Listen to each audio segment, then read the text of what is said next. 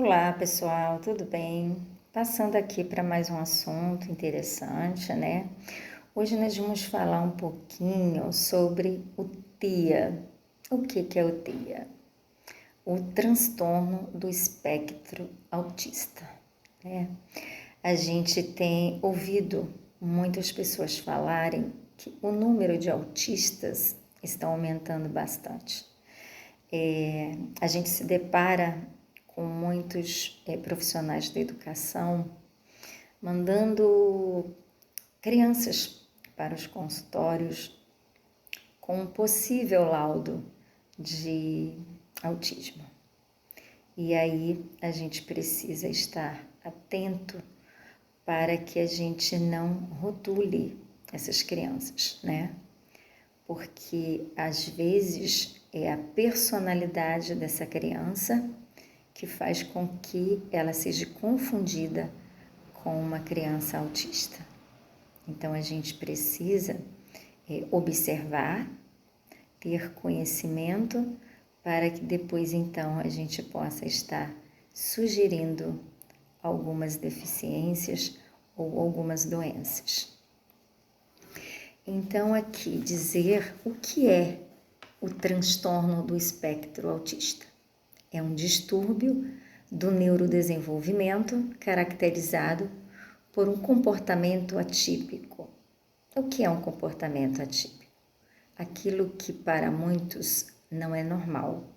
Um comportamento que uma criança apresenta e que muitas vezes a gente olha e diz assim, não, esse comportamento não é compatível com a idade dessa criança. Então a gente começa a observar, ao invés de nomear ou a gente dizer que se trata de uma criança autista. E normalmente essa criança que traz para a gente um possível diagnóstico de autismo é um conjunto de comportamentos, de atitudes que vai nos dizer se ela tem um distúrbio espectro autista ou não. E normalmente isso se dá por conta de comportamentos repetitivos, né, estereotipados, que são coisas muito fixas, né, padronizadas, coisas próprias do portador de autismo.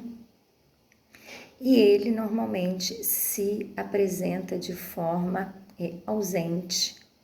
Ele tem uma dificuldade de interação, uma dificuldade de comunicação, mas isso não quer dizer que aquele aluninho que está lá na sala de aula, que não gosta de interagir, que não gosta de se comunicar, que ele seja um possível autista, né? A gente precisa estar avaliando um todo, né? Analisando toda uma situação, conversando com os pais, procurando realizar alguns testes, para a gente chegar a essa conclusão, para que a gente não vá logo rotulando aquela criança como um autismo. E quais são as causas do autismo, né? Normalmente as pessoas se perguntam, por que essa criança é autista? A gente não consegue dizer exatamente as causas que provocam o autismo, mas a gente tem suposições, né, da ciência que nos traz algumas explicações que pode estar direcionada a esse período gestacional da mãe.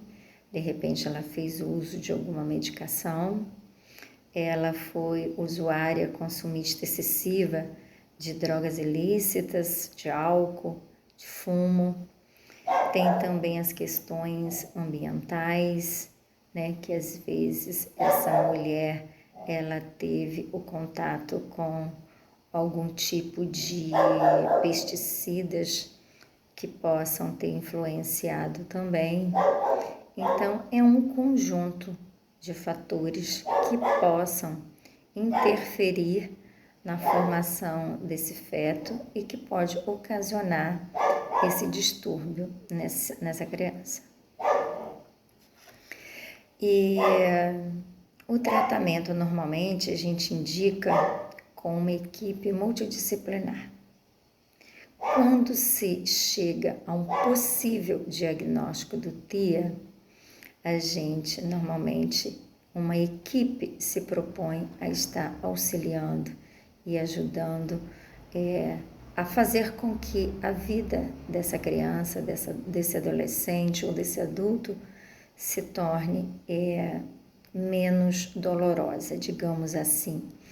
Então, todos muito empenhados se dedicam a tornar a vida dessa criança ou desse indivíduo mais prazerosa, menos exigente, porque a gente vê o quanto as mães de autistas chegam para a gente transtornadas, sem saber como agir diante de comportamentos da sociedade com relação a elas e com relação aos seus filhos. Então, normalmente, esse tratamento do autismo é feito com medicação, né, acompanhamento com um neurologista. A gente também tem um acompanhamento com o psicólogo, com o fonoaudiólogo, com o terapeuta ocupacional. A gente tem a musicoterapia, a ecoterapia, que tem ajudado bastante a essa clientela. E um conjunto de todos esses profissionais, cada um na sua área, cada um na sua habilitação, vai estar fazendo o melhor para estar ajudando essa criança ou esse sujeito a se conhecer, a se descobrir, a se sentir de forma inserida no meio social, no ambiente escolar, e a gente também acolher de forma muito carinhosa e muito positiva esses pais que chegam para a gente muito frustrados, muito decepcionados com a forma incompreensiva que a escola, que o vizinho, que os profissionais da educação dão para essas crianças. É claro que a gente está vendo que hoje tudo está evoluindo de forma muito positiva. As pessoas portadoras de alguma deficiência, elas estão sendo mais respeitadas, o que não deveria ser agora, mas sempre, porque todos nós possuímos uma deficiência, seja ela qual for. A minha é visual. Se eu estiver sem óculos, eu não consigo ler, eu não consigo escrever algumas coisas. Então, nós estamos a todo tempo cobrando uma anormalidade que não existe. Todos nós somos anormais, todos nós temos deficiência em alguma área da nossa vida. Ninguém é 100% bom em tudo aquilo que se propõe a fazer.